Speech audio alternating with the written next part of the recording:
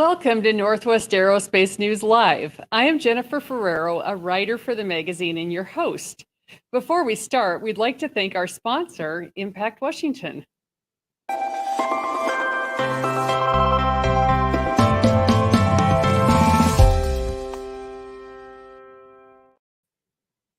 In today's episode, we are talking with Ann and Andy Duyck of Duyck Machine in Forest Grove, Oregon. They were recently profiled in the magazine. Andy is the owner and founder of the company, and Ann is his daughter-in-law. She's wearing multiple hats in the company. Let's welcome today's guests, Ann and Andy. Welcome. Hi, Jennifer. Yep. Well, thank you for coming on the show. Ann and Andy, Duyck Machine has been around a long time, but is fairly new to the aerospace industry. What made you pursue aerospace manufacturing, and are there any differences between it and other industries? Well, we've been in business for 40 years, and we've manufactured for a variety of different industries, but we found during this last recession that we were pretty heavily into high tech, and we really needed to diversify. And our skill set from our crew was such that we thought it would be a natural progression into the aerospace industry. And I'm also a pilot, so that played into it a lot. And I was interested in it, and I asked Ann if there was any way that we could get certified, and she took it from there. Yeah, I came on with Duyck Machine 6 years ago as an admin assistant, and that didn't last very long because then he started asking questions about what it would take to become aerospace certified and get into aerospace and what I thought we might need to do to get there. And I said, well, you need to give me a promotion and then we'll take the project and run. So we did. Yeah, and it had a couple of major benefits that we were after. One, of course, I talked about the diversification, so that now we're in aerospace as well as high tech and some more traditional industries. But probably the more important part for us is the constant improvement aspect of being aerospace certified. And that has really taken us to the next level. Yes. Well, Andy, when we last spoke for the magazine interview, you shared that you decisively chose to become a manufacturer early in your career. Can you please share that story and how you and your wife were involved?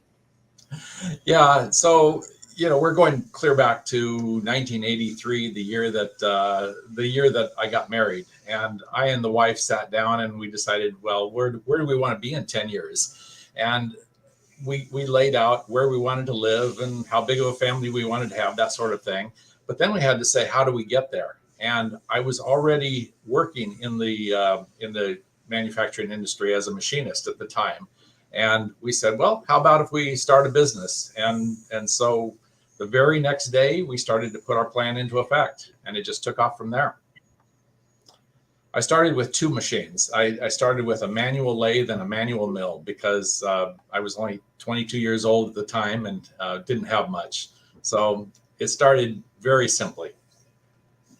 Well, that's a great story. And my goodness, it's a great story for anyone who's young and thinking about their future and what do they want to do. So I love that foresight that you had. Well, what's a good example of a Duyck Machine success story? You want to take that one? We've got a couple of those. So more recently, actually, when we started the process of becoming aerospace certified, we wanted to do a couple things.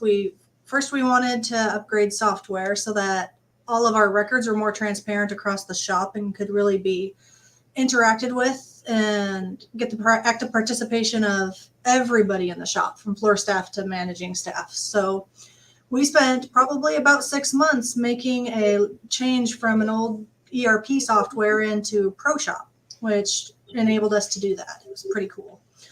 But it was a really big victory for us because then all of our jobs and the things we were working on was easily available to everybody, and everybody could input where they were at and what they had done with the job. So it made it traceable and without too much effort on our parts.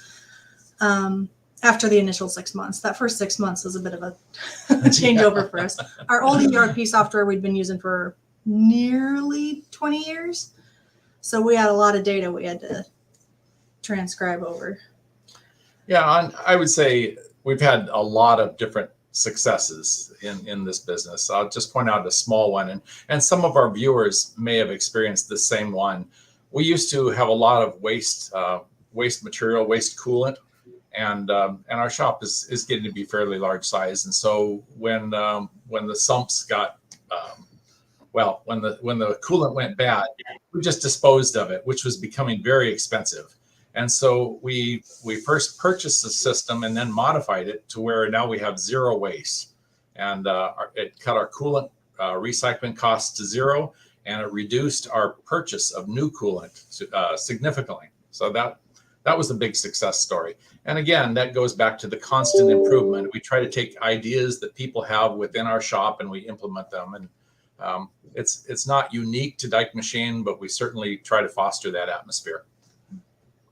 Well, let's discuss succession planning in a manufacturing company like yours. We'll start with you, Andy. Please tell us how you are planning for the future. And then Ann, please share your role and how others in the company leadership are included in future planning. Well, that's an easy one. First, our viewers should know that I have 7 children, and like a lot of people, I could have just sold the business when I was ready to retire and gotten out of it. But 3 of my sons came to me a number of years ago, and they said, Dad, we'd like to have the business at some point. So could you outline a path to where we could eventually own the business? And that got me to thinking, how about if I just incorporate the business, include all of my children, and then we keep the business going. But I would have to be here to watch the transition happen and then turn it over to them after I knew that it was going to be successful. So the first thing we did was to form a board of directors, and all of my children are on the board of directors. And I guess I'll let Ann take it from there, because I turned a lot of it over to her to manage that board.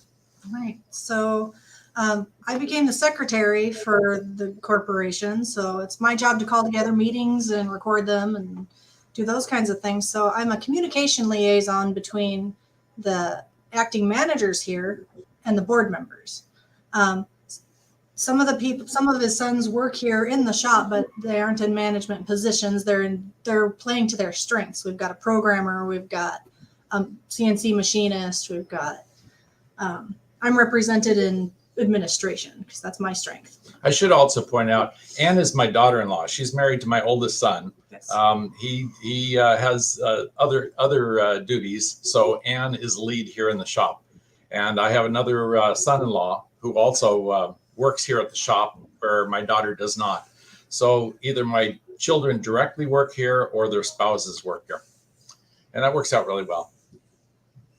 Well, great. I'm so glad that you addressed that both in the magazine article, and people can read about that in this issue of the magazine about your company, because I talked to so many businesses that are not doing succession planning, and I just thought it was really neat that you are proactive about that. So thank you for sharing that. Well, where does Duyck Machine hope to be in the aerospace manufacturing industry in the future? Well, I think we're going to try to go as far as we can. We would certainly like to see a much higher percentage of what we do be work for the aerospace industry. High tech is oftentimes very volatile, as is aerospace from time to time, but they don't always follow on the same cycles. So to have a percentage of your work in both areas is always a good thing. So I would like to see at least 50% of our business be aerospace. But what really gets us excited, it gets our employees excited about coming to work each day, is to have something new, something that's a challenge. And aerospace provides that because the industry is always evolving. Yes. Well, Les, did you want to add something, Ann? Well, yes, just this week, I also do HR functions here. So just this week, we're going over employee satisfaction and getting direct feedback from our employees. And that was one of the questions, was what do they think about on their way to work? When they come into work each day, what are they looking forward to? Is there anything they're dreading? Things like that. And puzzles was something that came up frequently from staff as the thing they look forward to. Something new to work on, something to solve, something that challenged the mind and the skill set a little bit. So, and aerospace does provide that for us. We like that a lot. Okay, great. Well, I wanted to ask you about regional trade groups and how they've played a part in your growth and story.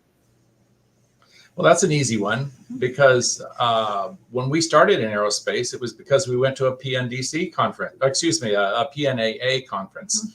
And I could see what the industry was all about. That's where we learned about ProShop, the ERP software that we're currently using, and found out that what we're using is prehistoric compared to where we could go with ProShop. And it just started the whole ball rolling. We're also looking at becoming a member of PNDC so that we can get into defense as well. But these groups become the doorway to the different areas of work. They provide a lot of support, especially for essentially beginners, and help you connect with, in the case of aerospace, big OEMs, and see what's really on the horizon. There's a lot of opportunities there. Well, great. It's wonderful to talk to both of you, and you're just the nicest people. So it's just been a real pleasure. And you may know that we just also recorded an episode with Paul Van Meter of ProShop. So I'm glad that you also brought him up. This is a tight-knit community. Remind him this is a paid ad. I'll expect my check. No, honestly, anything I say about his software is from the heart. It's true. We're very pleased with it. Oh, great. Well, Ann and Andy, we are out of time already. Thank you so much for coming on the show today. Okay. Great. Thanks so much, Jen. Yep. Bye. Well, if you're interested in learning more about Duyck Machine, check out duyckmachine.com. And thank you again to our sponsor, Impact Washington.